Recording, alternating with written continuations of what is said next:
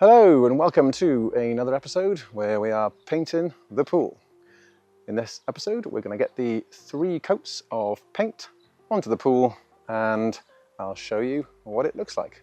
But first of all, in my previous video I showed 4 different mechanisms or ways to do the tank or get the inside of the pool waterproofed. A couple of liner options. One was basecrete and one was basecrete with the other product on top, that microplaster. I've not gone with any of those. I've gone with the Mapai product, which is a much cheaper cementitious adhesive render designed to stick this insulation to other substrates like concrete. So it's nice and sticky. And then I've gone with an epoxy paint over the top. I'm gonna show you a little bit about the epoxy paint first. Okay, here we go. So this is the paint I used. So I went with 2 coats of this one, which is light grey. It comes with a hardener as well, which you pour in the top, and then mix it for 3 minutes, and then you apply it with a roller. And then also this paint here, which was the clear coat over the top. And these are really good paints. I did use these on my last pool as well, and they work really well. However, there is a problem, which I'll come back to once I've shown you the actual painting. So I won't narrate this bit. I'll just go through and show you what the painting was like. So it's going to be 2 coats of colour and 1 coat of clear.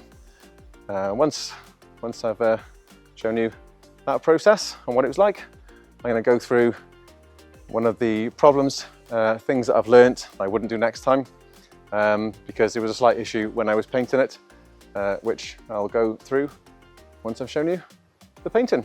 Enjoy!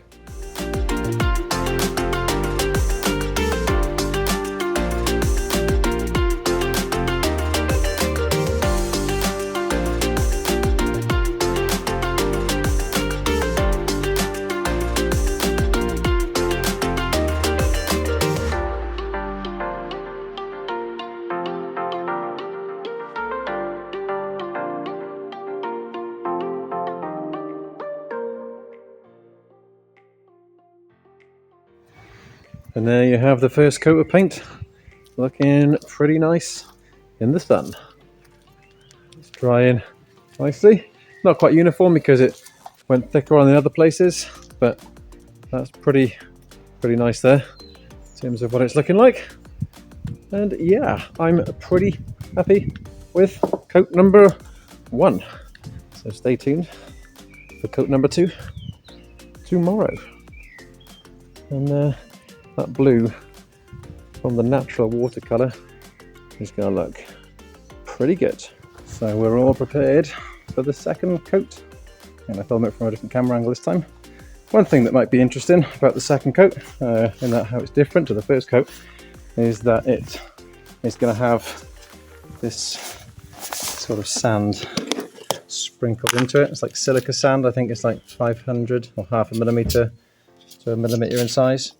I haven't clue how to apply it, so I'm going to chuck it in a sieve, and that's going to go as an anti-slip coating on the steps down there, and then some of the bottom of the step as well, and maybe a little bit of the ledge, but we'll see how far it goes. So I'm going to go and clip you in to that angle over there, and we'll get cracking.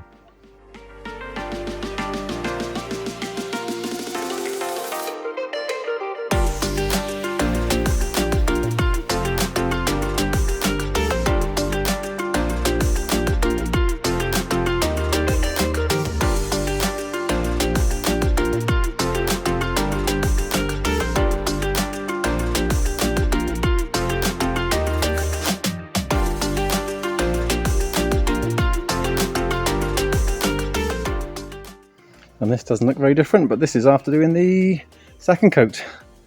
I mean, it is looking nice. Let's watch up. Yeah, so that sand went on there, and I'm not sure if you can see it kind of sparkling. And I opted to put that kind of sand underneath all of this. So it's all anti-slip because the kids are going to be jumping on there as well. I'm going to get the camera down and see if you can see what it looks like just after it's been painted. There we go. So it's kind of like, yeah, and a bit on the bottom as well was recommended. So all the steps, a little bit on the sides, but they're all kind of that texture, which hopefully will minimise injuries. Yes, health and safety and all that jazz. And there's the wide angle view. Looking very, very nice indeed with the colour. Really happy. Cool, right. I'd probably better think about the clear coat and also finish that wall off down the end next.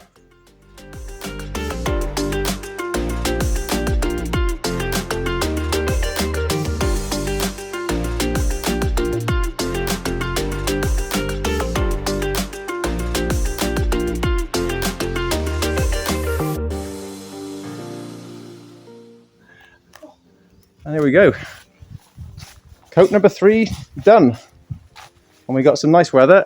Yeah, let's just check. Yeah, some nice weather. So when that is dry, which will be 24 hours, well, a 4-hour weather window. We don't want rain on that for 4 hours. I don't think it's going to rain because it's 28 degrees today. And it's going to get hotter tomorrow and this afternoon. And then when it rains, that is the final clear coat on. So we can shut those valves off. No filtration.